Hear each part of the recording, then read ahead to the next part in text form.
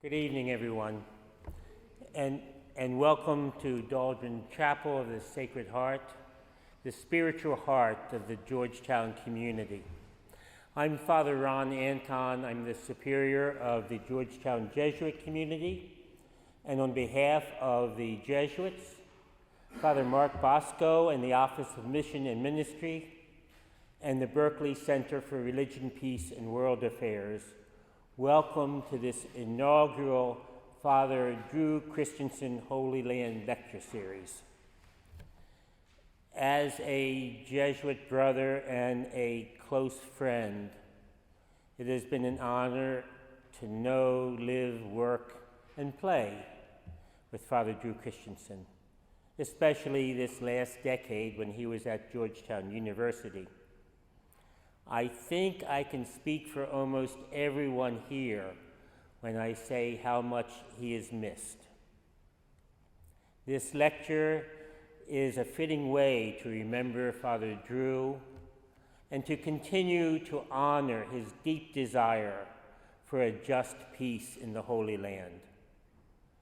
Thank you for coming to honor his memory and to witness to this constant challenge of Christians in the Holy Land. The Latin Patriarch of Jerusalem, a close friend and colleague of Father Drew, wants to offer his own introduction to the importance of this lecture series. He could not be here tonight, but he sends this audio address. Brothers and sisters, greetings from Jerusalem. I'm happy to share with you, in the memory of our dear Father Drew, these few introductory words. I knew Father Drew. He was a dear friend of the Holy Land. He loved it and loved the people, and we loved him. We appreciated all his efforts to make heard the voice of the Holy Land. Our land was made holy by God. Father Drew said it should be kept holy, not a land of injustice, and the Church has a role to play and a voice to keep its holiness.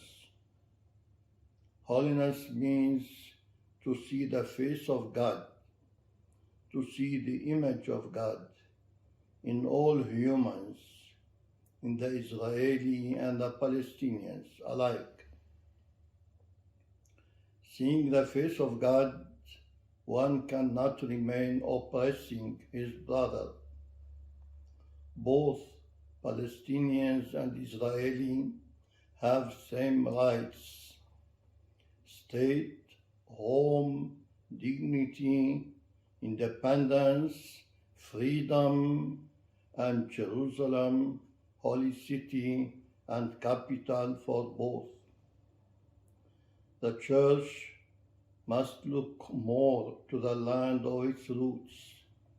It can work more for its holiness, which means for justice, peace, and equality in it, which means helping both sides for reconciliation.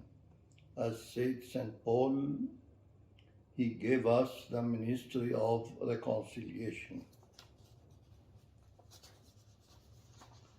In the United States, where the fate of the Holy Land is decided as that of all the Middle East, the Church of the United States has a major responsibility to help make peace and justice in our land.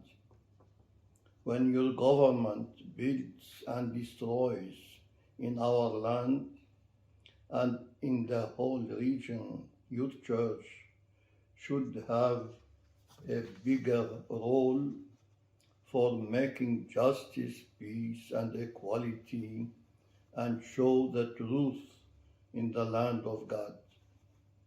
I know the truth is very difficult to see in our land.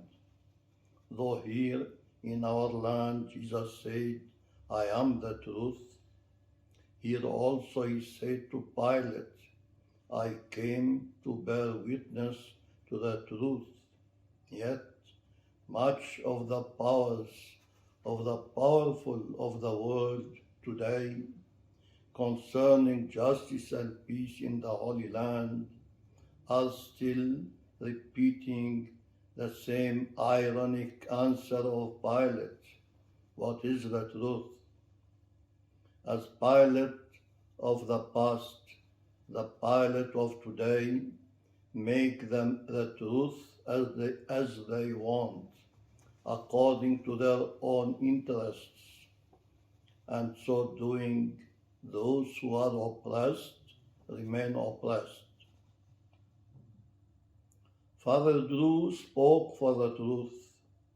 Many followed his guidance. Others kept going in their indifference, in the way of Pilate, sure that there is no truth in wars, and especially when war is in this Holy Land. The conflict in the Holy Land today and its solution is simple and clear for those who want to see the truth. The two peoples of the land, Palestinians and Israeli, are equal in rights and duties and must have same freedom and same political status. In the Holy Land, Israel today is the strong and the decision maker for peace and war. For that, it needs real friends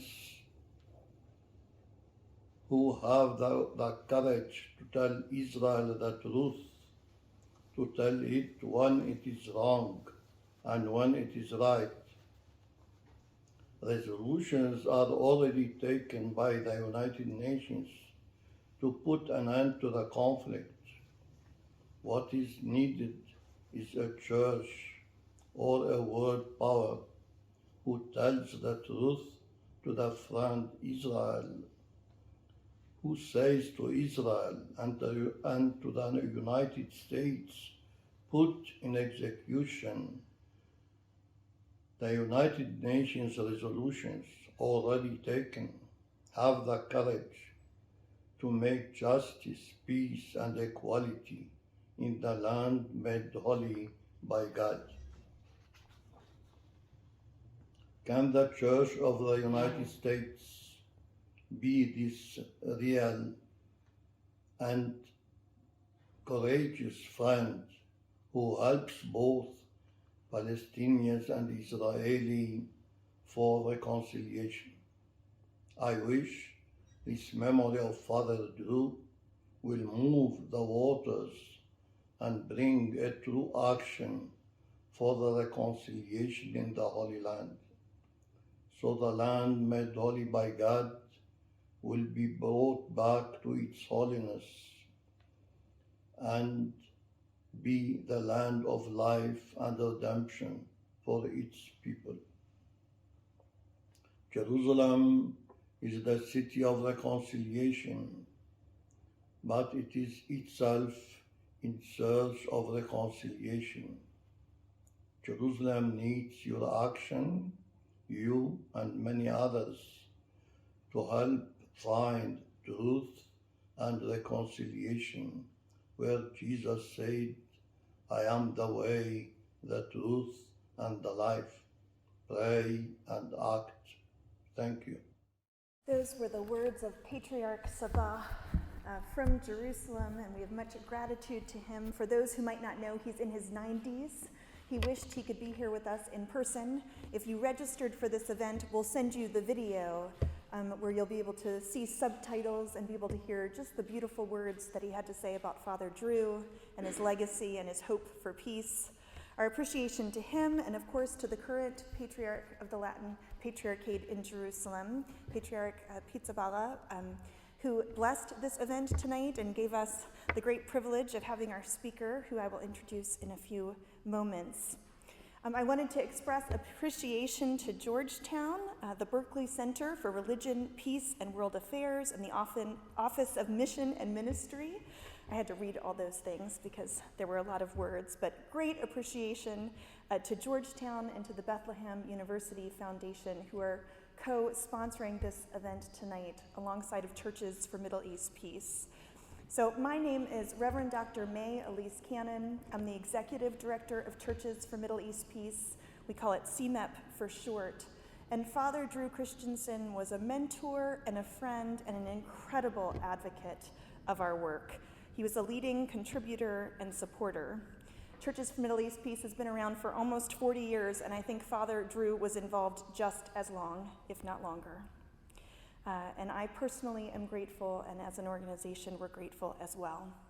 CMEP exists to educate American Christians to engage in foreign policy so that the role of the United States in the Middle East will be a positive contributor, that we would be advocates of peace, not of war. And so tonight is an attempt for us to educate further about the reality of Christians in the Middle East. Our goal is to elevate the voices of peacemakers who are committed to finding a third way. And then we go and we advocate with members of the US government and encourage them for the United States to play a constructive role in the politics of the Middle East. And Father Drew was really critical in helping us to learn what peacemaking is all about and what it means to constructively engage. When I heard the news on April 6th of his passing, we were just devastated to learn that news. He was active all the way up until the day before he died, and one of his lasting legacies was he birthed in CMEP a group that's called the Catholic Advisory Council, many of whom are present here tonight. I hope you'll have the opportunity to meet them. We've never had the opportunity, even though we've been meeting for more than the past year, to meet in person, so tonight was a very special night in that regard. In addition to the contributions Father Drew helped launch at CMEP, his pastoral presence, his prayers, his spiritual devotions towards peace and justice, he tirelessly studied, learned, and taught in the areas of foreign policy and global affairs.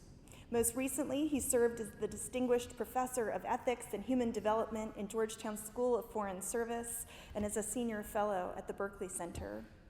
His areas of research included nuclear disarmament, nonviolence and just peacemaking, Catholic social teaching, and ecumenical public advocacy. He frequently acted as a consultant to the Holy See and a member of the steering committee of the Catholic Peacebuilding Network. His accomplishments go on and on.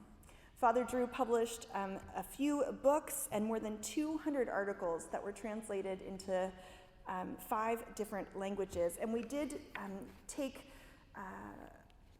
go ahead and print one of these for you that I would really encourage you to pick up at the back table. It's called A Place of Divine Encounter, The Holy See's Hopes for Jerusalem. We printed this with permission from American Magazine. It's an article he wrote in 2007, but I believe is still fundamentally relevant today. So that brings us to this inaugural Father Drew Christian Holy Land Lecture Series. The idea for this came many years ago. Father Jim Gardner, who's here, mentioned to me, am I allowed to say that you were having a conversation in a bar? The idea for this came, I believe that was the context. You can get the true story after we're finished. But the idea of having a lecture series that would rotate at Catholic universities around the country, where we would bring over a voice from the Holy Land to talk about Palestinian Christians, to talk about Christians living in the very land where our faith began. And Father Jim and I were talking just a few moments ago, and one of the things that I feel like is a continuing contribution of Father Drew Christensen is the birth of this lecture series. And so tonight is the very first one. The topic we'll be talking about tonight is being the church in the land called holy. And our esteemed speaker is Sami El-Youssef. He'll speak about the presence, the aspirations, the challenges, and the contributions of the church and its institutions with a focus on the Catholic Church. I want to take just a moment to tell you about our esteemed speaker, Sami El-Youssef. He's the Chief Executive Officer of the Latin Patriarchate of Jerusalem, where he assumed this responsibility in 2017, being the first lay administrator to ever serve in this role since the reestablishment of the office in 1847. Until then, the prior 8 years, he served as the regional director of the Jerusalem Field Office of Siniwa, the Pontifical Mission for Palestine. He's a native of the Old City of Jerusalem and belongs to one of the oldest Christian families with a Christian presence in the sacred city for centuries. He pursued his higher education in the US, receiving degrees from the University of Massachusetts and the University of Pittsburgh.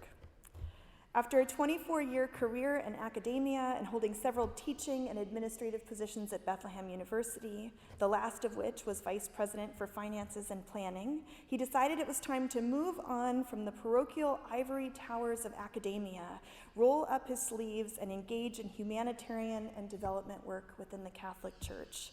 And in some of our conversations before this evening, I heard that picture of him rolling up his sleeves is true, that he's constantly at work, for which we're grateful. During his recent work, he meets regularly with the small Christian community in Gaza and has made tens of dozens of visits to be in solidarity with the vulnerable yet brave small community of Christians there, in addition to his work in Palestine, Jordan, and Israel, without losing sight of the mission and vision of the church and its services in education, humanitarian aid, and pastoral care. I could go on and on about his many accomplishments, but we're quite privileged that he's our inaugural speaker for this event. And so I would invite you to please welcome Sami El-Youssef.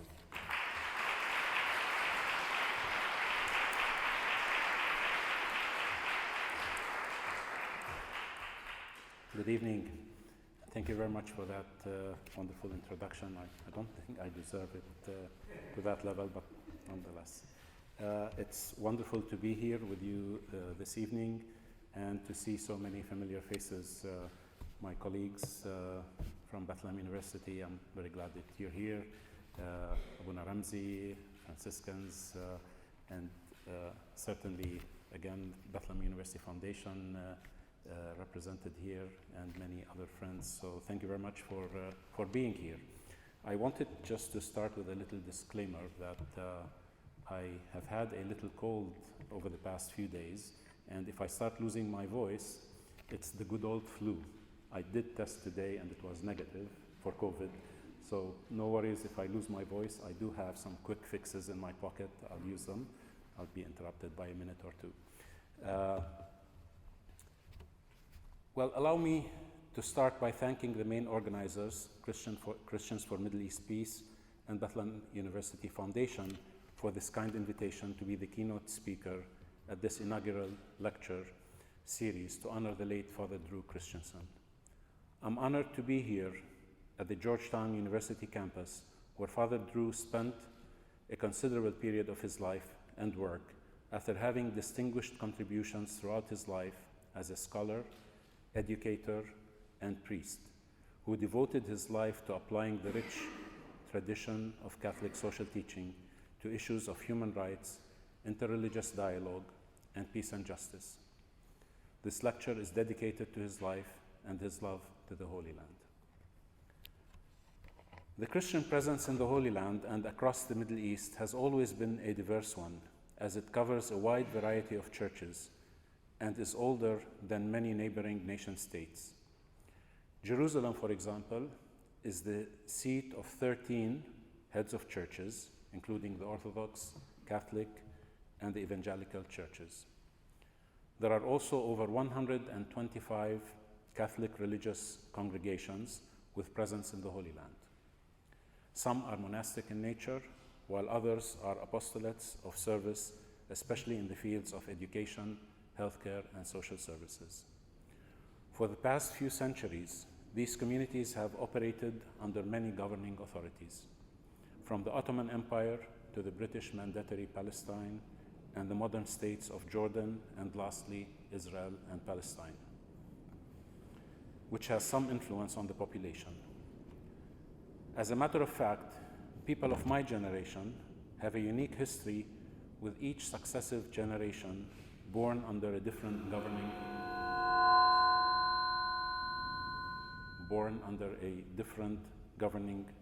authority. In my own family, my grandfather was born in 1890 during the tail end of the Ottoman Empire. My father in 1921 during mandatory Palestine.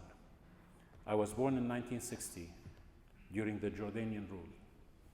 And my 4 children were all born after 1967 and hold birth certificates issued by the State of Israel. 4 generations born in the same city, and yet each generation has a birth certificate issued by a different governing authority. Despite this unstable situation, what has been a constant safety net in many people's lives has been the church and the institutions of the various churches that provide services in education, healthcare, and social services. Thus, this lecture is dedicated to Father Drew, highlights this unique relationship between the living stones and the church represented by the Christian institutions, with focus on their contributions and challenges. The region has a very rich history of the presence of religious congregations. The Orthodox presence certainly predates the Catholic one, but given the Catholic institutional presence is more diverse and in much greater numbers, the concentration will be on the developments within the Catholic Church. In 1099, the Latin Patriarchal Diocese of Jerusalem was established with the Crusaders, though there was no residing patriarch to govern the church.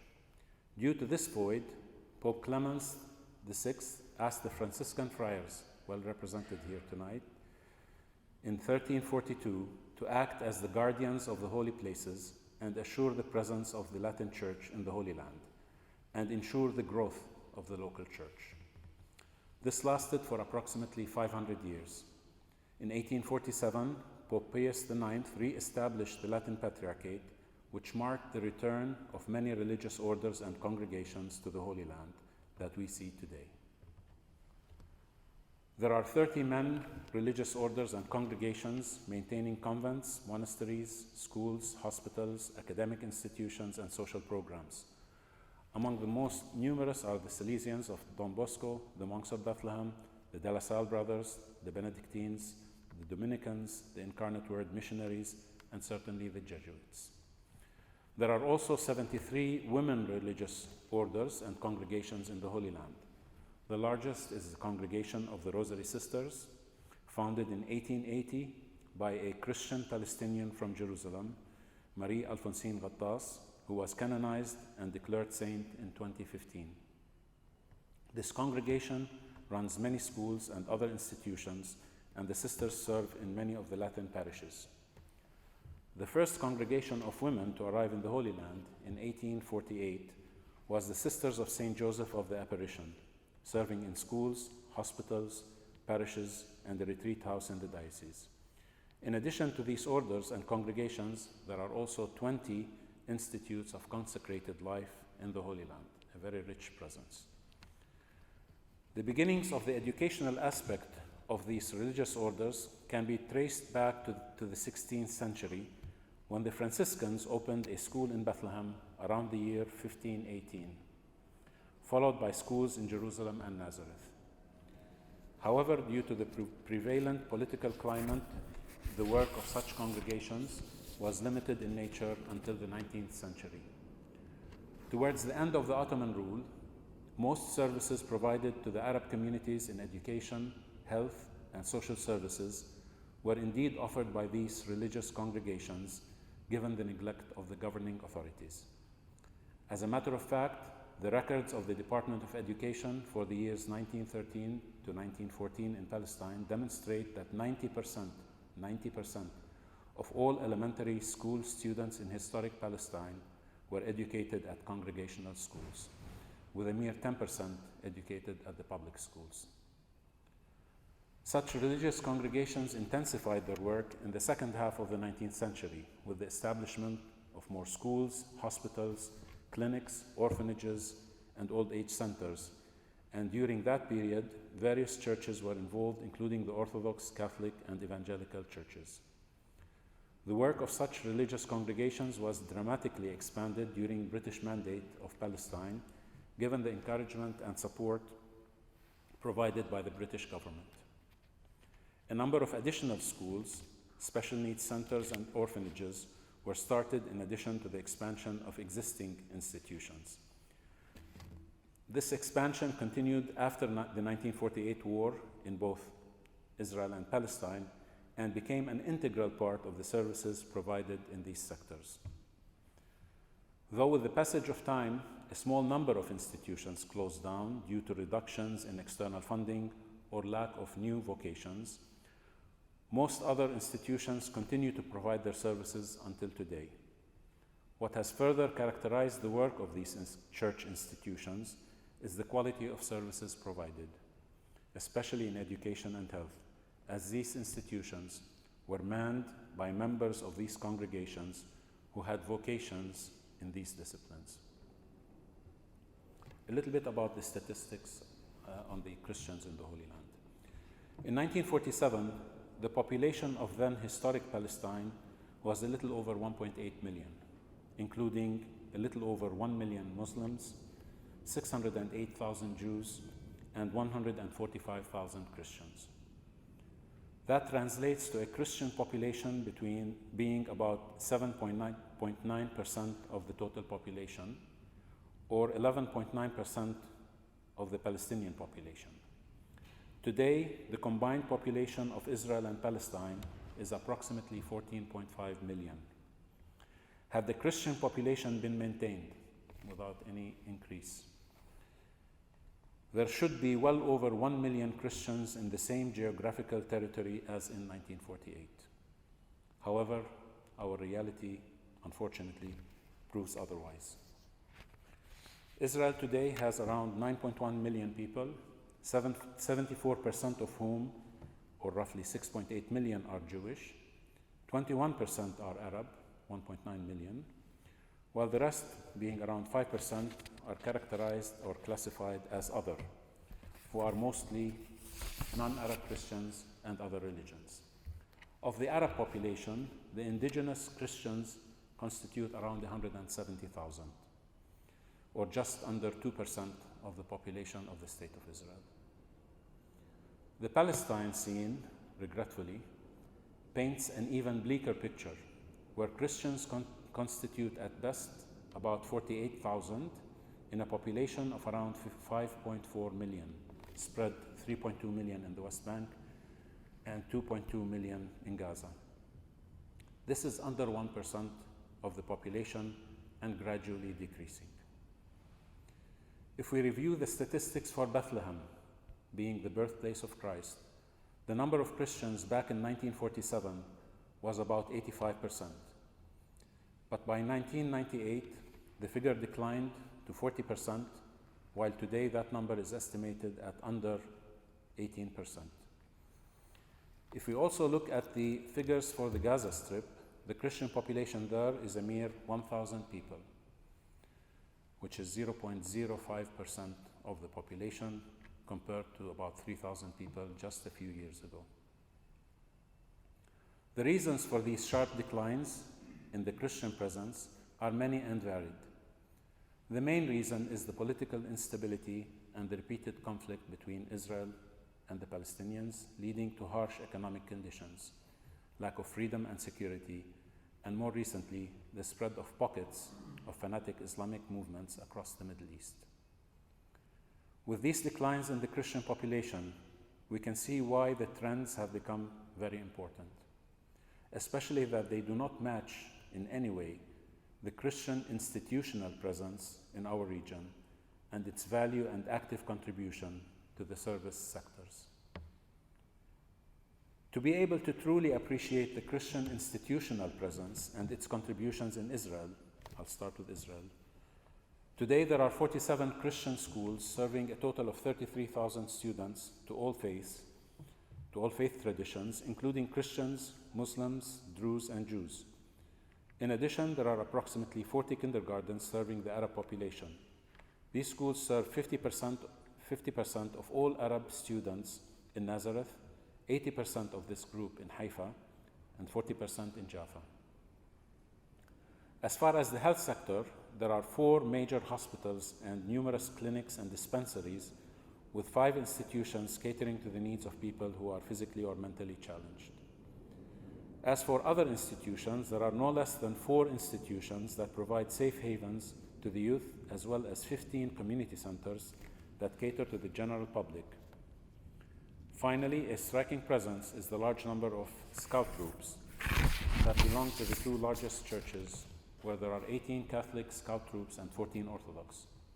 Not only are scout troops visible during religious and national celebrations, but more importantly, embody the value set of volunteerism and community service that is instilled in the upbringing of the youth, in addition to the traditional scouting principles.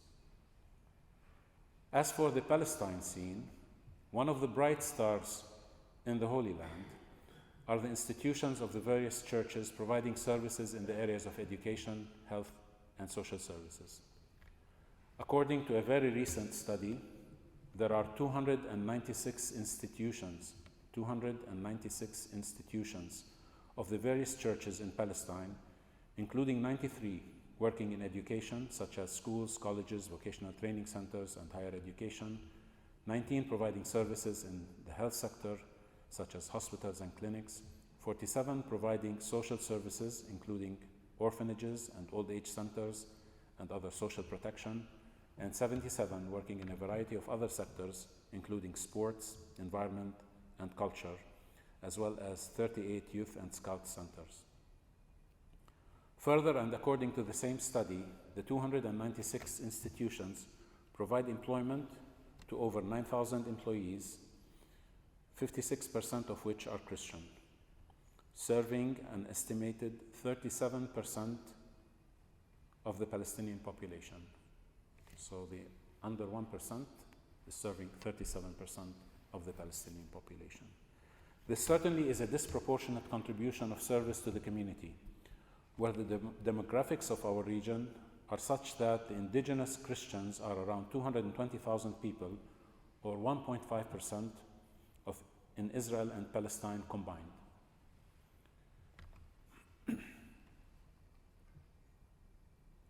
It should be stressed that the services provided are in all instances open to all segments of society with no discrimination in any way, and in most instances targeting the marginalized and the poor. In some geographical areas, and I point to Gaza as a very clear example, where about 1,000 Christians live in a population of close to 2.2 million people, you can bet that the recipients of the services of the Christian institutions are predominantly non-Christians. This is an example of how the Christian community influences society indiscriminately. This, in reality, is the work of governments that the churches have undertaken. A little bit about schools. Out of all the Christian institutions, the largest network of schools operating in the Holy Land is by far the Catholic schools network, followed by the Greek Orthodox schools. As for the Orthodox, there are 19 schools serving the Holy Land, while by comparison, there are 108 Catholic schools serving in the same territory, providing a quality education to 52,000 students and employing 6,884 teachers and support staff. The overall percentage of Christian students is 54%. However, this percentage varies greatly from location to location. Allow me to zero in on the largest network of Catholic schools in the Holy Land, being that of the Latin Patriarchate, which I'm privileged to work for. There are 44 schools and 35 kindergartens serving in 3 countries, with 25 in Jordan, 13 in Palestine, and 6 in Israel, serving close to 19,000 students and employing a little over 1,700 people, making it the largest Christian employer in the Holy Land. As for the student body, the overall Christian student population is 59% as an average, and varies widely from country to country. In Palestine, the Christian population is 37%, in Jordan 60%, and in Israel 83%. The schools in Israel receive subsidies from the government, which covers most of the operating costs. In both Palestine and Jordan, there are no governmental subsidies, and all operate at a chronic deficit. Being parish schools by nature, serving in mostly socioeconomically challenging areas, tuition is set very low, and many students receive financial aid. Apart from the schools that cater to the upper classes, most Christian schools have serious financial difficulties not only to meet operating costs, but to conduct much-needed capital development projects to ensure a healthy and safe environment. This will certainly be an issue that we will need to tackle in the coming years, as more and more donors are shifting away from supporting infrastructure projects in favor of humanitarian and projects with a sustainability element. I frequently hear the comment from donors that we have already invested too much in the stones, and it is time to invest in the living stones. This certainly ignores the fact that many such buildings are well over 100 years old and require regular maintenance and upgrades. On many occasions, such requirements are imposed by government authorities with a threat of suspending licenses for non-compliance. One final comment I would mention about schools is the contribution made in particular in Jordan, where 20 of our 25 schools are operating second shift to cater to the needs of both Iraqi and Syrian refugees, who are denied a formal education while in transition as refugees in Jordan. It is always heartening to see how empty facilities are put to good use to serve those who are suffering the most in their time of need. The guiding principles of the Christian community and the Christian institutions are the value set that is practiced and instilled day in and day out. Christian institutions apply these traditions and values and instill them in their mission and work. These values are much needed today than ever before. Values that we not only live by and teach to our children, but also teach to anyone who becomes affiliated with our institutions. Thus instilling the much needed values of faith in God, respect, self-control and moderation, honesty and integrity, kindness and compassion, contentment and thoughtfulness, patience and perseverance, peace and humility, and loyalty and commitment, among others. In my own line of work, as being the Chief Executive Officer of the Latin Patriarchate, I'm frequently on field visits to various institutions and communities throughout Israel, Jordan, and Palestine. In many instances, such services are directed to non-Christians. In all my field visits and encounters with recipients of our institutional services, I have yet to encounter or to come across a person who has not been touched in one way or another by the Christian values. Some will come out and say it in very clear terms, that they cherish the value set they are privileged to encounter. In others, you see the value set in the attitude and behavior. In one particular visit, I asked a direct question to a beneficiary why she comes to receive a service from this particular clinic when there are so many other options available in close proximity. I received the following response, and I quote, "This is the only place where we come to receive a service and we are treated as human beings with full respect while preserving our dignity." Even for someone who lived in this land throughout my life and worked for Catholic institutions for over 40 years, never before did I ever get such a qualified response on how much the value set is instilled through the delivery of service at our Christian institutions.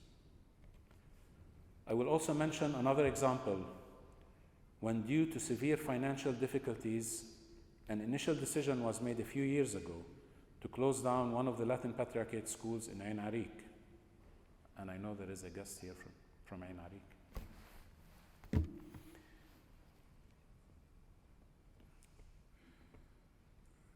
and Ain Arik is a Christian Muslim student body, the school there. The parents asked to meet with His Beatitude, Patriarch Pizzaballa, to present their objections and point of view. Surprisingly, it was the parents of the Muslim students who pleaded the most against the closure, arguing that if the school is closed, their children will be forced to attend the public school, which in that particular location was perceived as dominated by a fundamental Islamic stream. They argued that this move will destroy their children, who have been raised and accustomed to the Christian values, which they see as an essential component for their success in society. The passion expressed in their request reversed the decision. It is these moments where one truly appreciates the importance of the presence of our Christian institutions despite the odds. We are not here to serve the Christian community, but to contribute to building well-balanced global societies, even if our contribution at times is small. If we think we are here to only serve the Christian community, then we are not true Christians. Another dimension where Christian institutions shine is in the area of interfaith, with three core values: understanding, respect, and dialogue.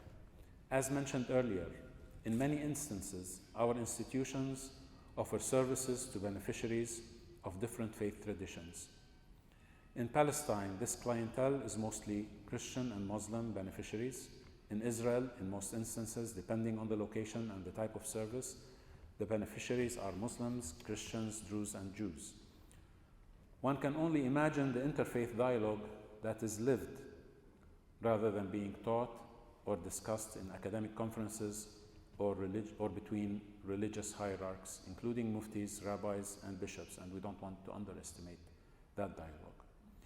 Students of all faiths that study together, grow up together, learn to respect each other, and form lifelong relationships inspired by the Christian values end up developing into solid citizens of the country and forming the next level of balanced leaders.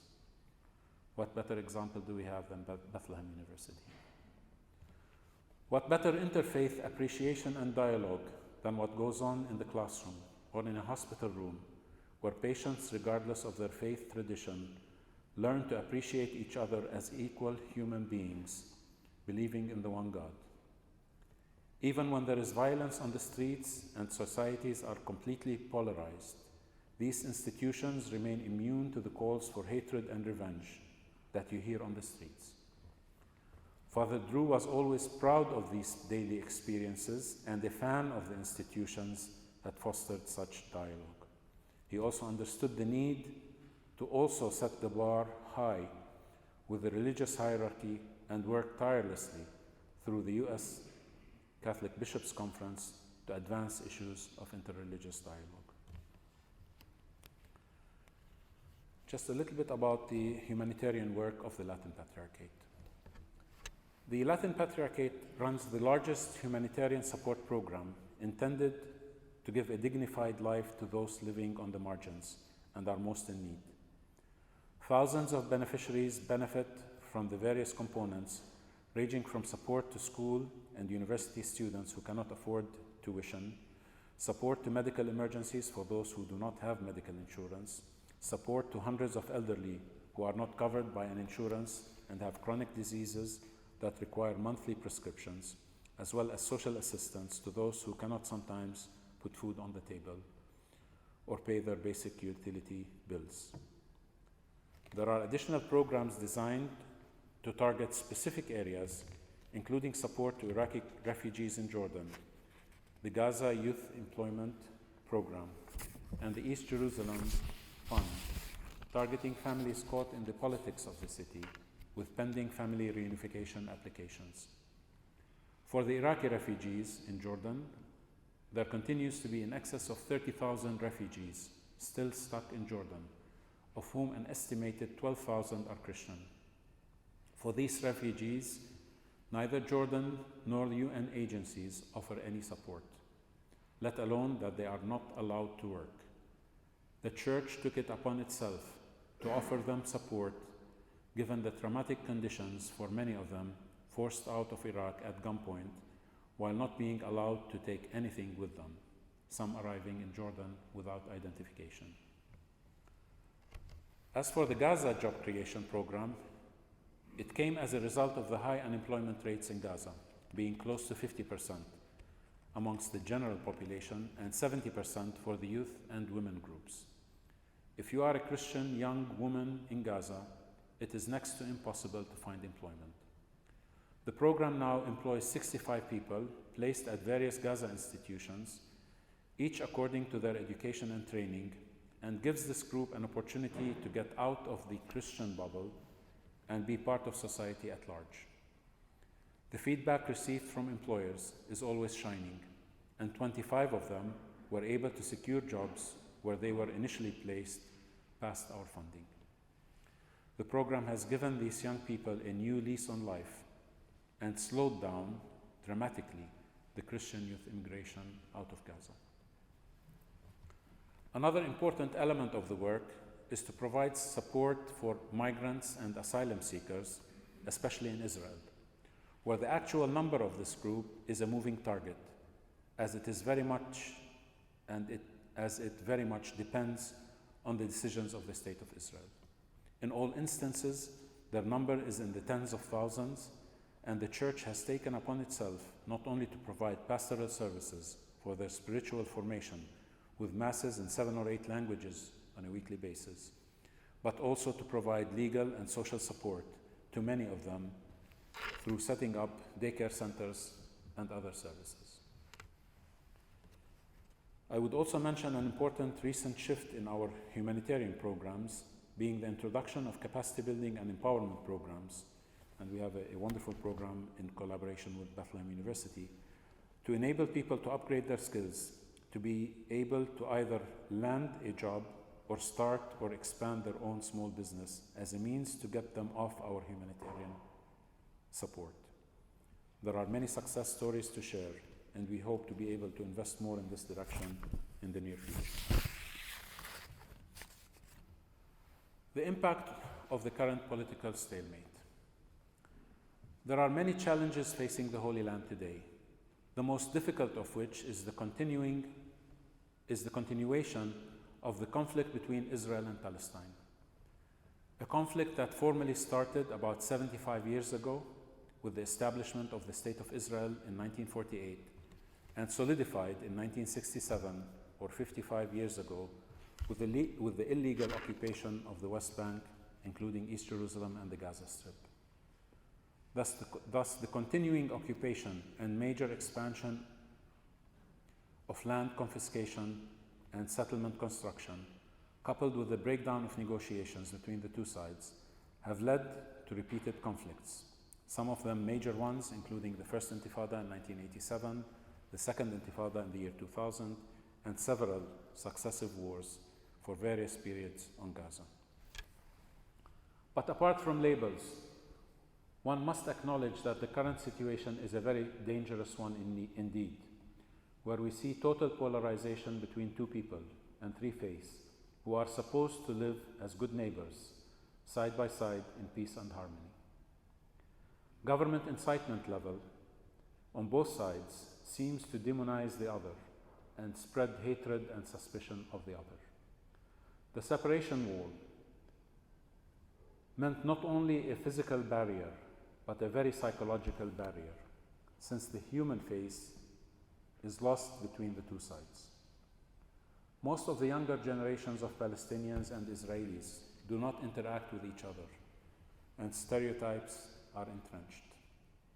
For any Palestinian child, and after the construction of the wall, their only encounter with Israelis is that of soldiers conducting raids at night and arresting their friends and neighbors, or with settlers stealing more land and constructing more Jewish-only settlements. For them, every Israeli is their jailer, as Israel created the largest open-air prison with the construction of the wall, denying the Palestinian masses most of their basic human rights. Likewise, for every Israeli child, the construction of the wall was a necessary evil so that they are protected from the Palestinians, who are all labeled as potential terrorists and who only wish to harm Israelis and ultimately destroy Israel. Thus, in mainstream Israeli thinking, the Palestinians have brought this harsh life upon themselves. Where is the human face in this sad reality? I believe when Pope Francis visited Bethlehem in May 2014 and departed from his regular tour in Bethlehem and asked to stop by the separation wall, got out of his car, touched the wall, and prayed for its removal, His Holiness knew very well the great psychological damage it is creating, as well as the destructive impact it is having, especially on the younger generations on both sides. In this regard, as the message on the streets is one of hatred and revenge, the only places where you experience the message of peace, love, respect, coexistence, acceptance, and tolerance is at Christian institutions. This should never be underestimated, as eventually this message filters through, leaving an impact on those who are affiliated with these institutions. The biggest challenge as we move forward is to keep our institutions open, providing quality services to all with the Christian values at heart. For the Latin Patriarchate alone, this means keeping all 45 schools, 4 centers, and 55 parishes open and are kept healthy and safe. If such institutional presence starts to recede, that will be the beginning of the end of Christianity in the land of Christ. This not only means a huge financial investment is needed on an annual basis, but more importantly, to keep the living stones there through providing them with the tools of survival so that they are proud Christians, part of the larger society, making a contribution of their own. We can no longer live in Christian bubbles and need to work very hard, especially for the younger generations, to reintegrate them in society at large, encourage them to make a contribution, and be present in all sectors, as well as in politics. Another challenge is to ensure that the prophetic voice of the Church is heard, that the positions are crystal clear in support of those on the margins. Issues related to violations in basic human rights should be always highlighted, and the Church should always be promoting justice and peace. For those of us living in the region, we must be reserved at times with local authorities to avoid conflicts. That is when the international groups need to be more vocal with advocacy issues when it comes to our region. The global Church needs to be more vocal and not simply give up if a conflict like ours has become chronic.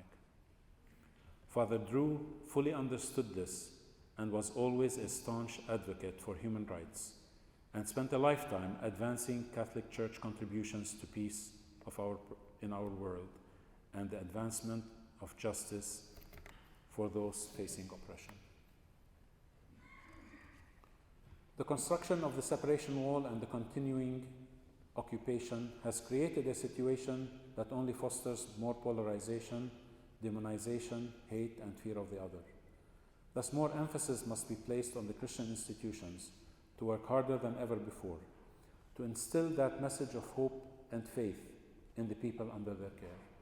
Pastoral programs need to be further enhanced so that the younger generations do not despair and lose their faith. This will help the younger generation see the human face in the other and adopt the Christian value set that is so desperately needed today than at any time in the past. Our Christian institutions have been through similar trying conflicts and crises, as some of them predate all the recent troubles, with some schools and hospitals established over 150 years ago. Thus, the accumulated experience of earlier conflicts, coupled with emphasis on the value set, should place our institutions ideally to help the population at large deal with conflict as they have done repeatedly before. This certainly assumes that the external environment will not dramatically change as it has in some of the neighboring countries, such as in Syria and Iraq, as well as more recently in Israel, where all eyes today are on the formation of the next government, which promises to be the most right-wing government in the history of Israel, and the policies it may implement that may only foster more religious and nationalistic tensions. Any claims of exclusivity in the Holy Land will have disastrous results. Jerusalem must be open to all faiths, and the space designated to each faith should be respected and protected. Christian contributions in education, health, and social advancement are huge in comparison to the size of the Christian presence and constitute a disproportionate contribution to the building of the various societies. This institutional presence is the pride of the Christian witness, as services are provided to all segments of society with no distinction to religion, ethnic group, gender, or nationality. Further, the Church and its various institutions constitute the backbone of the Christian presence in the various countries where we are present.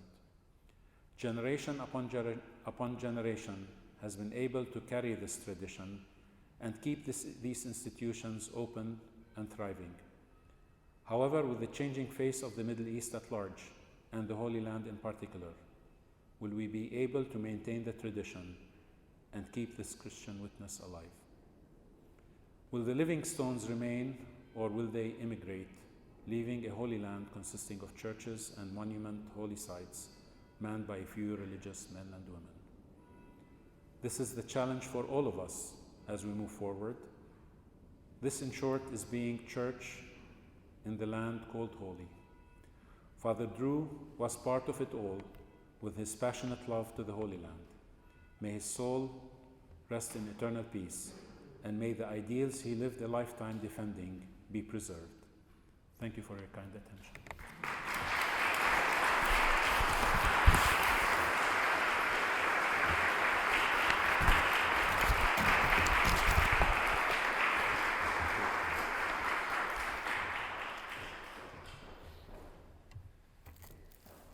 Good evening, everyone.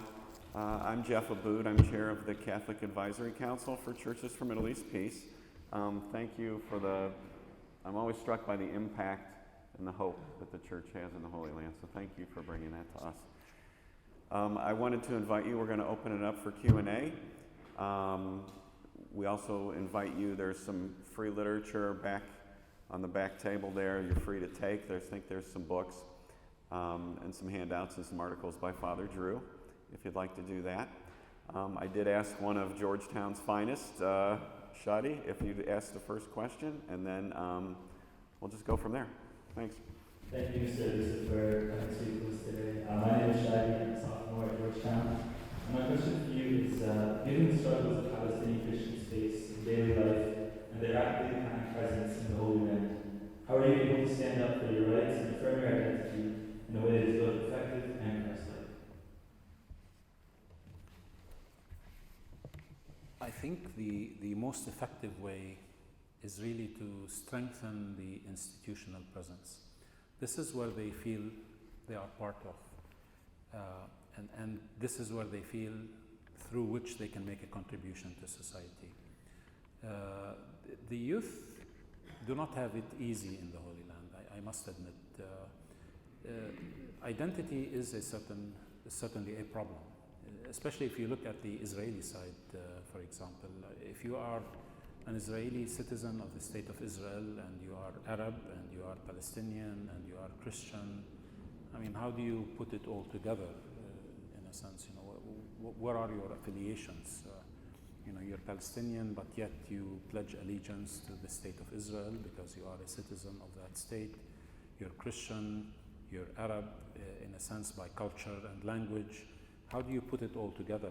And that's not an easy task. And I think we feel that more and more of the younger generations, in a sense, feel that sense of sometimes, you know, lack of clarity. Who am I and where do I belong? And that identity is strengthened through the institutional presence. And I think that's where the church comes in really and supports them in various programs. As I said, the church does the work of governments. The church is not for you to just go on a Sunday and have your weekly prayer and move on, and the marriages and baptisms and so on and so forth. The church does a lot more than that, and the danger in that always, of course, is when you are enclosed on yourself. And there has been, I think, also some projects where the Christians, especially when there are sort of pockets of Islamic fundamentalism or pure Jewish fundamentalism, in a sense, where the Christians start to enclose on themselves, in a sense. I only want to go to a Christian school. I only want to live in a Christian housing project. I only want to work in a Christian institution, and that is self-defeating in many ways. We need our Christian youth to be empowered, to be able to be out there, make their contributions to society at large, and feel that they are part of society. Otherwise, they will be looking for that exit sign and the one-way ticket out of the Holy Land. And I think the youth have proven really over the past several years that they have that sort of affiliation and connection to the Holy Land. They're not looking for that exit sign, but they are looking to the church for the most part really to provide those tools of survival, if you will. So a decent education, a decent path to some employment and stability in their lives. So that's what we try to do, and sometimes we're more successful than other times, and in some locations more successful. And I think the challenge also is that in each location you have a different set of culture and rules and regulations and so on. For me personally, when I go to Jordan, for example, you don't have the political, in a sense, problems, but what you have there is a tribal mentality, in a sense, that is completely different than anything we've been accustomed to on the other side of the river in Palestine and Israel. So you cannot design sort of solutions that will fit all. So in each of the countries where we operate, we have to custom design the program that really would sort of fill the need sort of more efficiently. Thank you. Yes, sir.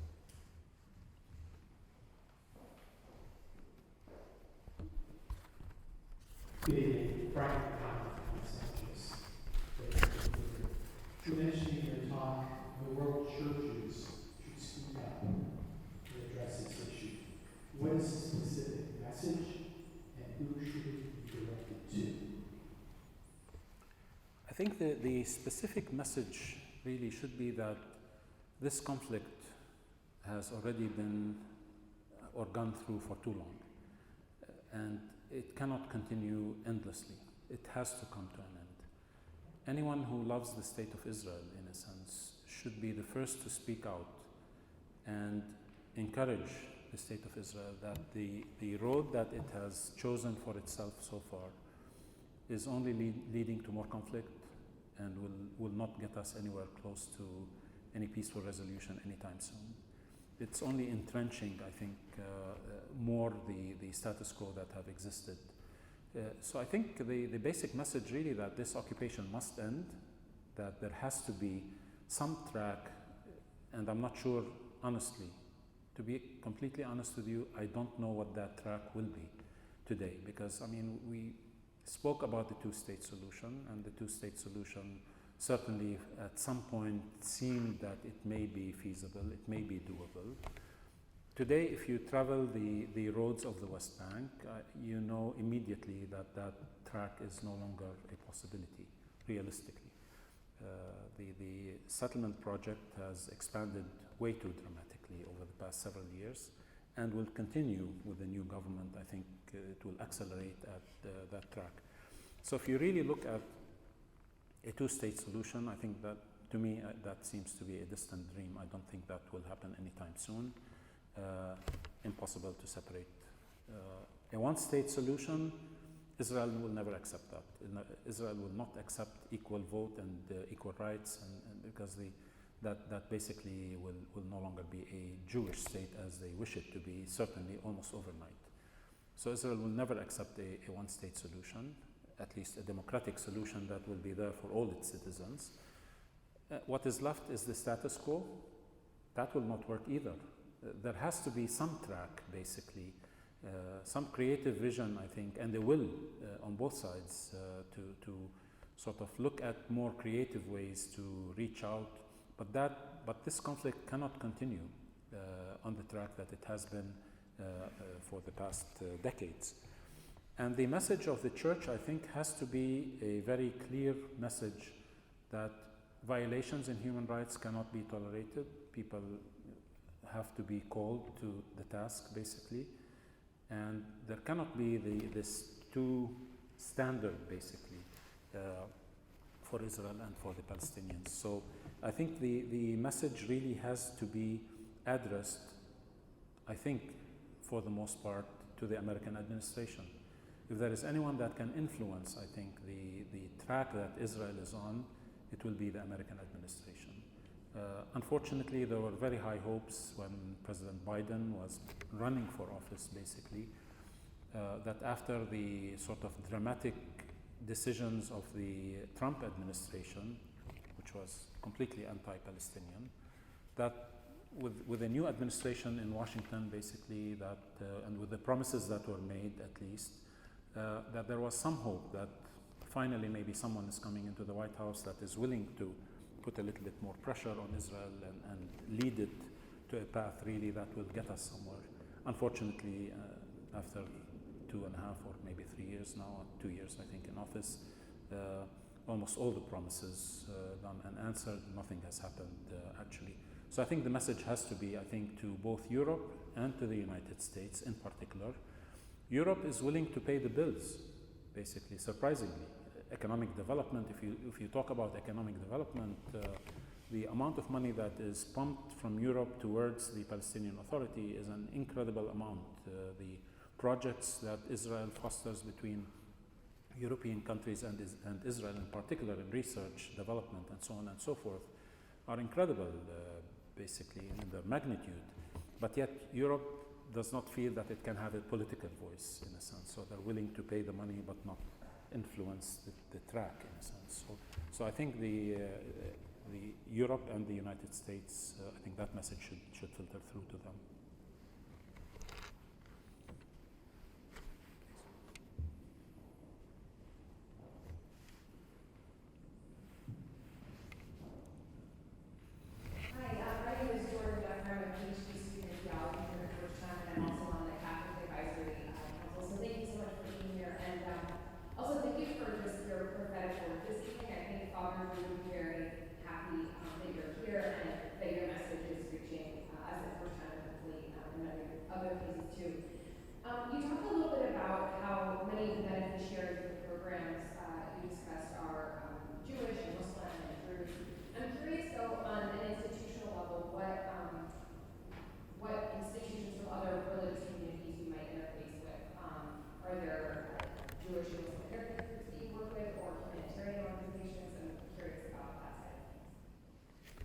It's a little bit difficult, to be honest with you.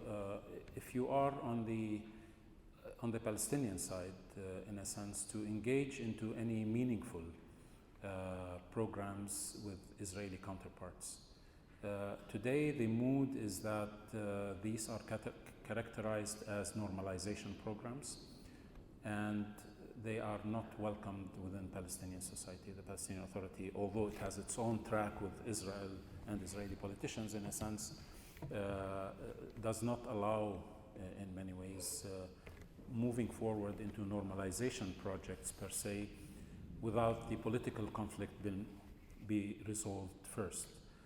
There is a lot of work that takes place between Israeli and Palestinian institutions on a grassroots level, for sure. And our own Society of St. Ives, which is the Catholic Human Rights Society, part of, or works under the umbrella of the Latin Patriarchate, has a lot of work with various human rights organizations in Israel proper. That goes on almost naturally on a daily basis. There's a lot of collaboration on that end. However, the more meaningful people-to-people, if you will, programs have all ended around the year 1999. I was the vice president of finances at Bethlehem University or I was assistant to the academic vice president prior to my last assignment during the period 1994 to the year 2000. That is the period when Oslo was signed, basically, and there was hope for the future that real peace is just around the corner. And those people-to-people programs were really looking up. I recall when I was at Bethlehem University at the time, the university budget doubled during that period, and that doubling was mostly in research projects that were basically Israeli, Palestinian, and a third-party researcher working together, basically. And the amount of funding we were able to sort of secure back then doubled the university budget for those periods, at least. It all disappeared in 1999, the year 2000, with the second intifada, the collapse of the negotiations, that all disappeared. But just to look back at the hope of that period, that 5-year period where there was hope that there is a negotiated settlement just around the corner. 1994, Oslo was signed. It was supposed to be a 5-year negotiations period, 1999, to reach the final settlement, basically, of two countries living in peace side by side. In that period, the people-to-people programs, professionals to professionals programs, truly were making a difference. I will point out to 2 particular programs back then, where joint research was conducted between Bethlehem University and several Israeli universities and American and European universities, studying the effect of the hearing loss or hereditary hearing loss, and comparing families who were coming from Hebron, where there's a lot of intermarriage within the families in Hebron, and the Orthodox Jewish community in Jerusalem. Again, a high level of intermarriage within those communities. That was making a difference. I mean, professionals were truly appreciating each other and learning from each other and working and collaborating with each other, whether in agriculture or in medicine or the various fields. You can't find any of that today, unfortunately, regretfully. You can't find any of that today. You see pockets here and there of collaboration, but you don't see that. Even with countries that are technically at peace with each other, Israel and Jordan, Israel and Egypt. What kind of cooperation is taking place other than the economic collaboration per se? You know, we sort of import and export and do economic trade between each other, but where is the human face, in a sense? Even when there is peace between countries, unless the Palestinian issue is resolved, you're not going to see any of that, I think, developing anytime soon. Thank you very much. Thank you. Great to see you. You comment on the role that diaspora might be all around the world. Because I always hear the negativity of Palestinians, but there's, I think, 500,000 Palestinians in Chile, I think, or 100,000 in El Salvador, or Canada, the United States, I think, 100,000. Most of which, is there any way, are we connecting with our people back home? I think Brother Peter tries to connect them, probably more so than anyone else in the Holy Land. And I'm not so sure what the success rate, I'm sure there is some success here and there. But to think that, you know, there are more Christians in Chile, for example, of origin from the Bethlehem region than there is Christians in Bethlehem, Beit Jala, and Beit Sahur combined. But yet, where is the connection, in a sense? Unfortunately, that connection is not there. Whose fault it is, I don't know. I think we on the local scene probably have not invested enough. We're too busy with our own day-to-day sort of issues to invest enough in sort of working with them and trying to attract them back to the homeland. You see pockets of programs. I think the HCF Know Thy Heritage program, I think they do this once in a while, and they get like 20, 30, I think, youth of Palestinian origin to come and be connected with their roots in the Holy Land. At a time when you look at Birthright Israel or Birthright Israel, where you see that the smallest group is like maybe 200 or 300 Jewish youth connecting with their roots technically. And those are very frequent throughout the year and so on and so forth.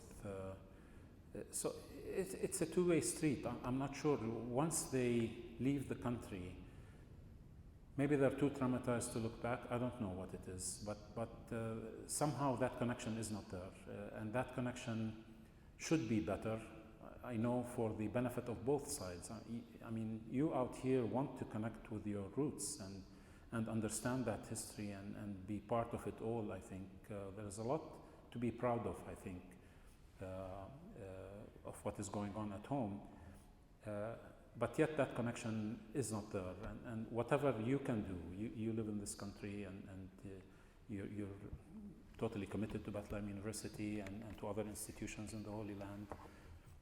You could potentially advise us if we are at fault back home, and if we need to do more, you can advise us what we can do more, in a sense. That connection is very important and should be a critical part of building the future, I think, connections, but certainly it's not there at the present time.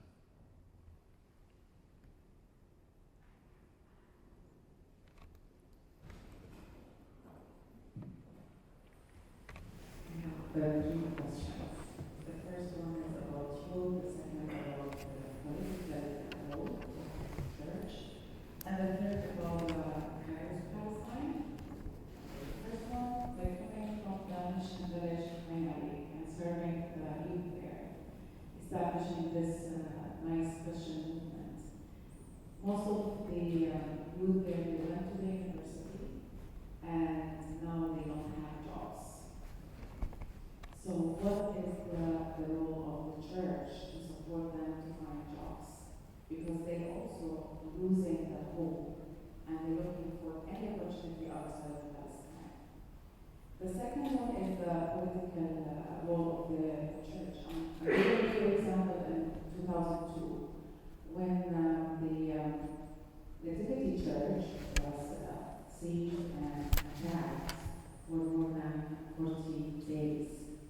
And I remember that many of my Muslim friends, they were asking, what is the role of the church to stop this attack? So my bigger question, without political solution in Palestine, it's hard to give any Christians there any reason to stay for a long time, as also mentioned by Patriarch Michel Safon several times. Like for Christians around the world, you're gonna visit stones, you will not find any Christian there. So what is the role of the Vatican, the Church, and Christians in the world to support Palestinians there? And the last question about Kairos Palestine. So it's a movement, Palestinian Christian movement, asking to end the occupation and giving the Palestinians just solution to that conflict. So where do you see this movement and how is it reachable here in the USA and recognized in Christian communities? Okay, thank you. As far as the youth in Arik and jobs, I mentioned briefly the program that we have started with Bethlehem University about a year ago. It's a capacity building program basically to allow the youth to be able to upgrade their skills in whatever direction that fits their particular case, and thus these programs are customized by parish. So the program in Arik would not be the same as in Jifna or Birzeit or in Taybeh and so on. And the idea is to provide these capacity building workshops to upgrade their skills and lead them more in a track that they become more employable, if that's what they are looking for, is a stable job, or on a track of entrepreneurship and starting or expanding a small business in a sense. So ultimately, if you go in the entrepreneurial track, basically you either get a loan or a grant from the funding that we have available between the Latin Patriarchate and Bethlehem University, which is coming from external sources, to be able to allow them basically to go on that track. So we're in year one of that program. We have roughly one more year to go, and the program has been extremely successful in its first year. I think it has surpassed our expectations. We thought the youth were sort of not interested, they're sort of content with where they are, and we were gladly surprised to see when an opportunity was advertised for a workshop. Basically, we thought 20 people will show up. In some locations, 60, 70, 80 people were showing up, so there was a lot of interest in the program. We had funding to provide support for about, I think, 20 or 30 internships and grants and loans.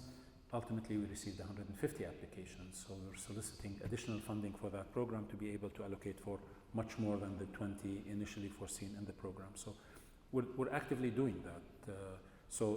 Again, I mentioned the job creation project for Gaza.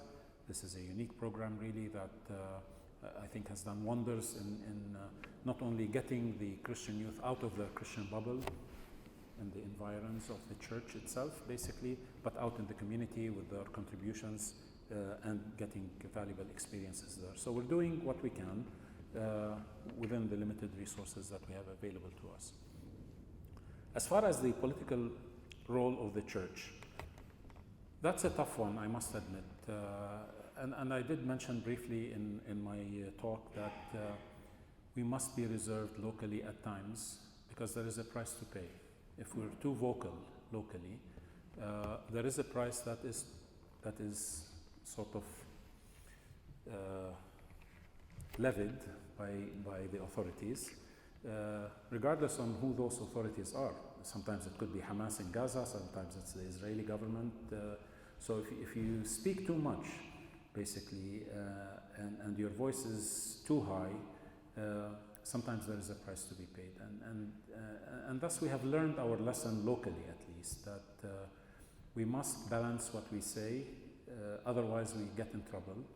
And if we get in trouble, we're not personally getting in trouble, put that aside, the institutions get in trouble. And we are sort of at the whims of the local authorities. One example actually was when the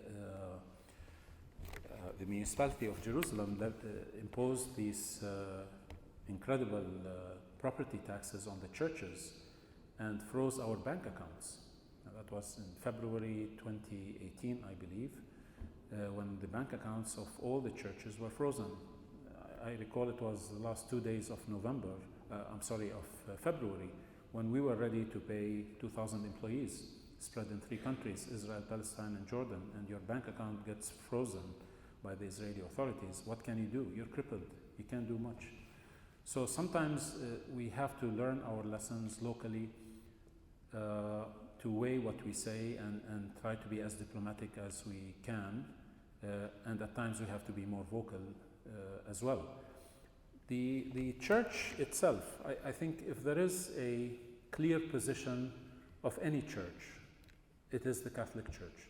I think when the Vatican concluded the agreement between the Holy See and the State of Palestine and declared that Palestine is an independent state, basically, probably one of the very few, if not only, country per se, the Vatican, to declare Palestine as an independent entity, in a sense, meaning that it recognized it as a state. The symbolism behind Pope Francis arriving by helicopter to Bethlehem, not crossing these ugly checkpoints between Israel and Palestine, was a testament that he's coming to an independent country, and then going by helicopter to Ben Gurion Airport, again not crossing the fictitious borders between Israel and Palestine, in a sense, was a statement. I mean, he didn't just feel lazy to put himself in a car and drive to Ben Gurion Airport, in a sense. It was a very symbolic gesture that I'm going to an independent state of Palestine, and the Vatican recognizes 1967 borders, meaning East Jerusalem is the capital of the Palestinian state. There hasn't been a clearer, I think, political position towards the Palestinian issue other than the hierarchy of the Catholic Church. I think what needs to happen is just reinforce that and say it more and stick to it. If this is the position of the Catholic Church, who are we to say anything less than that, in a sense? So again, you've got the two levels, basically, of the political, in a sense. And what better political voice can we ever have other than Patriarch Emeritus Sabah? He continues, in his old age and retirement, to be a staunch advocate of Palestinian rights and basic human rights and the prophetic voice of the church. So we do what we can given the circumstances, but at times maybe that's not enough. As far as Kairos Palestine, I think it was a document really that spoke for the Palestinian Christians. That's my voice, that's every Palestinian Christian's voice. However, it was fought fiercely by the Israelis, particularly because it called at the end of the document, if you've read the document carefully, towards the end it calls for boycott, divestment and sanctions. It calls for BDS. It says, Israel should not be allowed to continue on the track it is, and we invite the international community to impose BDS on the state of Israel. Israel later formed a government office, basically, to fight anyone and anything that really calls for BDS. So the Kairos document, in a sense, was not officially endorsed by the churches, although it is a document that speaks for the Christians, I think, in a very eloquent way. But it continues. I mean, the momentum continues. I think the voice continues to circulate around the world. I think they have their annual conference probably in about a week or 2 weeks' time. So they continue their activity, and you have some of the church leaders that are definitely involved in that. But it hasn't taken the sort of the full momentum that it deserves, speaking on behalf of the Palestinian Christians, and in a very particular way that BDS basically called was the block that really sort of slowed it down at some point.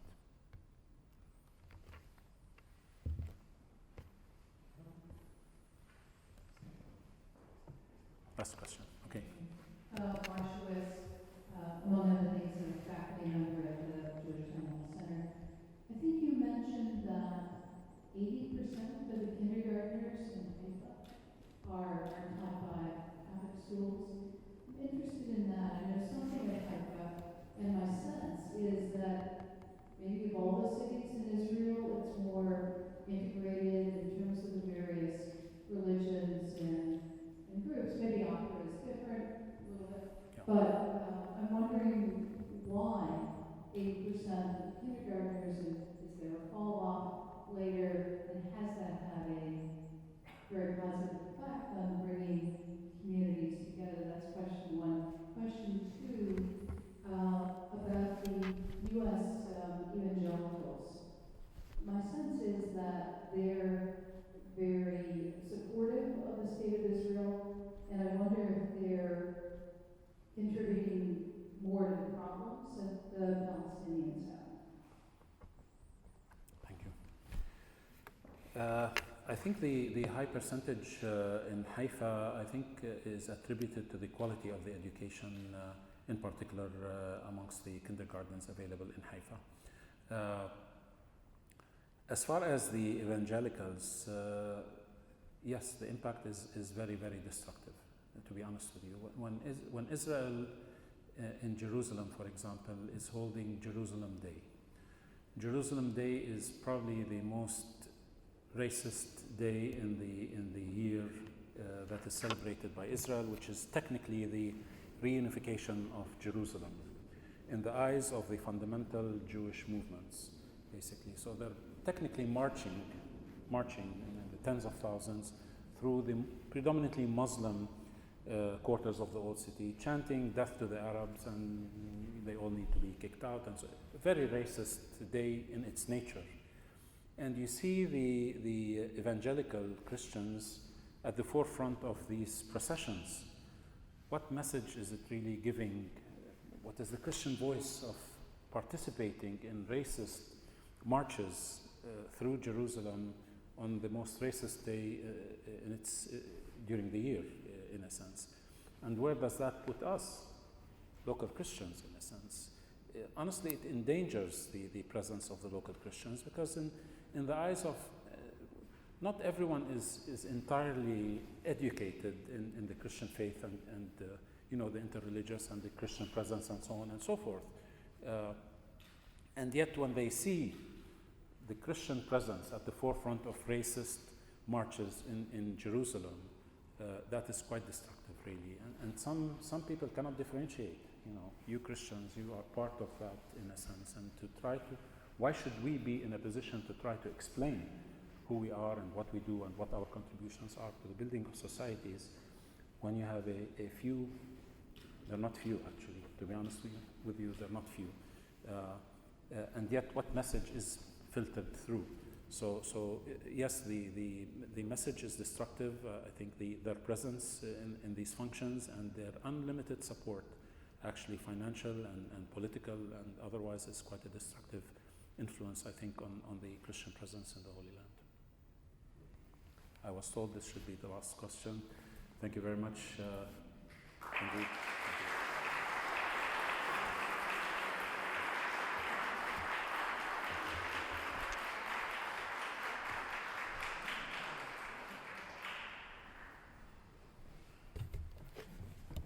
So this evening, we certainly thank our speaker, Mr. Samuel Joseph. We thank all of the organizers who worked so hard on this, all of the sponsors, and especially all of you for coming out tonight. There's so much to do, and yet you came here. We very much appreciate it. Thank you all for coming, and have a good evening. Thank you.